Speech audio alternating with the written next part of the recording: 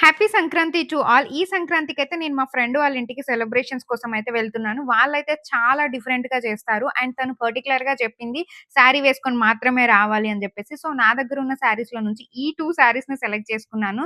But దాని తర్వాత confusion అయితే స్టార్ట్ అయింది. ఈ 2 శారీస్‌లో నుంచి ఏది వేసుకోవాలి అని చెప్పేసి ఒక 10 మినిట్స్ ఆలోచించిన తర్వాత ఈ గ్రీన్ శారీకైతే ఫిక్స్ అయిపోయాను. ఎందుకు అంటే ఇది చాలా లైట్ వెయిట్ ఉంటుంది. అండ్ పార్టీ కూడా ఈవినింగ్ కాబట్టి సో, కొంచెం షైన్ అవుతుంది అని జెప్పేసి ఈ శారీ అయితే సెలెక్ట్ చేసుకున్నాను.